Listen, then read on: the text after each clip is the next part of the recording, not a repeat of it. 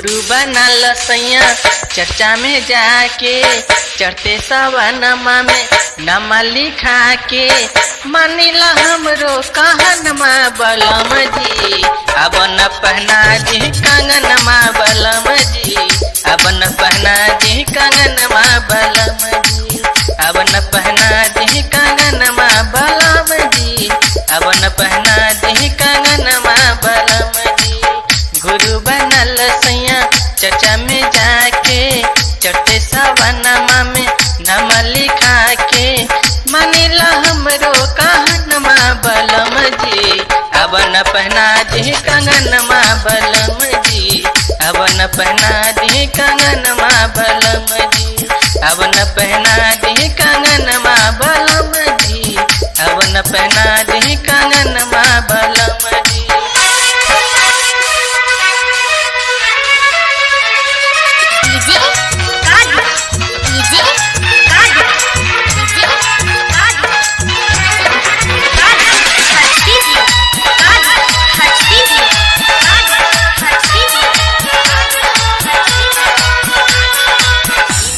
गुरु के दया हवन अगमाया पार हो,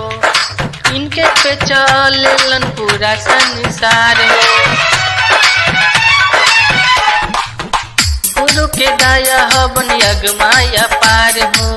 इनके पे चलन पूरा संसार हो। कंगन पे डाली तनी प्यार से नजरिया, कहे अगर भाव खालो ये सवरिया, मानिला हमरो बचनमा बलम जी, अब न पहना जी कंगनमा बलम जी, अब न पहना जी कंगनमा बलम जी, अब न पहना जी कंगनमा बलम जी,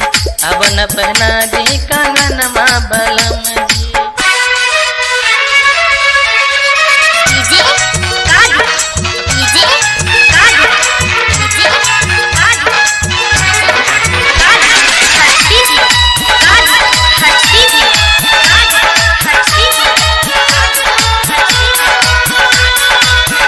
हर दिन चर्चा होला गुरु हमार हो, रहे एतबार चाहे रहे सोमार हो। हर दिन चर्चा होला गुरु हमार हो, रहे एतबार चाहे रहे सोमार हो। जिनाथ देखा रोज करे अरजिया, एक दिन जरूर गुरु फेरी है नजरिया, करेला काहे बहनमा बलम जी, अब न पहना जी कंगनमा बलम जी, अब न पहना जी कंगनमा बलम जी, अब न पहना जी कंगनमा बलम जी, अब न पहना जी कंगनमा बलम जी। गुरु बनल सैया चर्चा में जाके, चढ़ते सवनमा में नाम लिखा के, मानिला हमरो कहनमा बलम जी, अब न पहना जी कंगनमा बलम जी,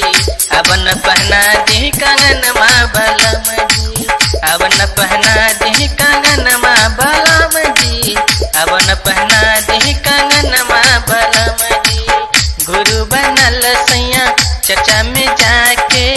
चढ़ते सवनमा में नाम लिखा के, मानिला हमरो कहनमा बलम जी, अब न पहना जी कंगनमा बलम जी, अब न पहना जी कंगनमा बलम जी, अब न पहना जी कंगनमा बलम जी, अब न पहना जी कंगनमा